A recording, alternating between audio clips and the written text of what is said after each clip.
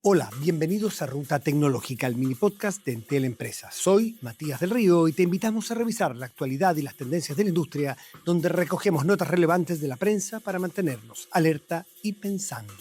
Hoy revisamos el nuevo teléfono de Google, que apuesta a que la IA controle nuestras aplicaciones. Y lo que pasó cuando alguien lo probó durante una semana completa. Y después veremos una investigación periodística que expone algo más inquietante: como miles de trabajadores norcoreanos lograron infiltrarse a empresas estadounidenses haciéndose pasar por otras personas. ¡Vamos!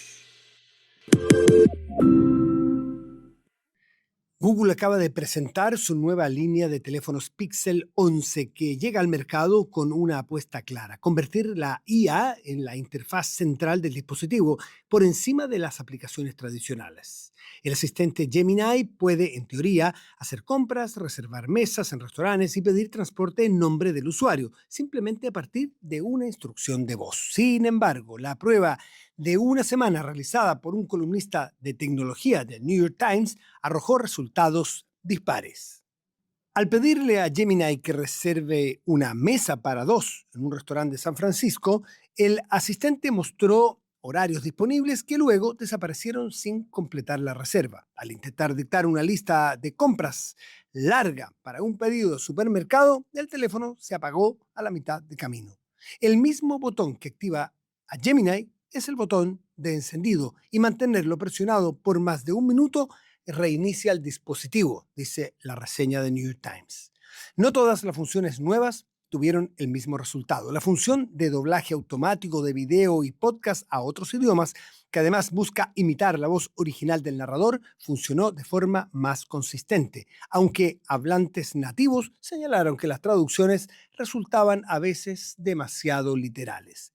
La conclusión del columnista, tras probar el dispositivo, es que las funciones de inteligencia artificial que más se usan siguen siendo puntuales: eliminar objetos de una foto, filtrar llamadas de spam, transcribir una llamada, y no una interfaz que reemplace por completo la forma en que usamos el teléfono. Apple probará una apuesta similar, ojo, en otoño con una nueva versión de Siri.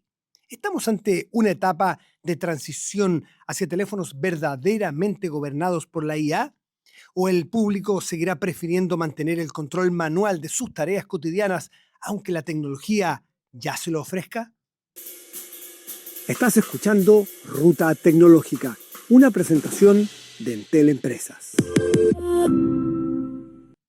Una investigación de Wall Street Journal basada en datos filtrados, entrevistas y videos inéditos reveló cómo miles de trabajadores norcoreanos han estado utilizando identidades falsas y robadas para conseguir empleos remotos en empresas estadounidenses, canalizando cientos de millones de dólares hacia el régimen de Pyongyang.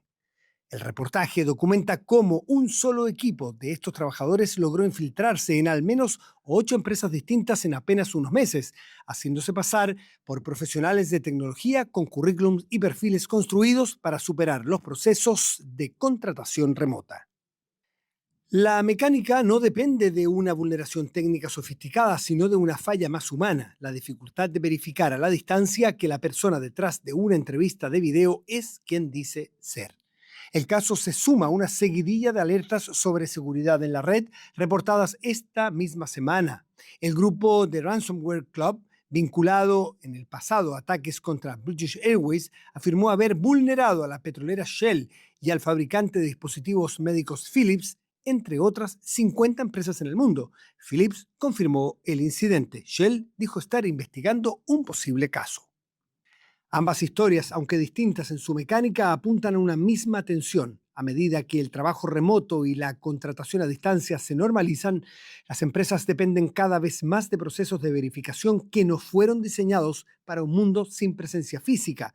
Y esa brecha es exactamente lo que ciertos actores, desde estados hasta grupos criminales, están aprendiendo a explotar de forma sistemática. ¿Cuánto de la confianza que hoy sostiene al trabajo remoto depende, en el fondo, de que nadie se moleste en mentir? Esto fue Ruta Tecnológica de Entel Empresas. Tecnología para pensar, no solo para usar. Nos escuchamos en el próximo episodio.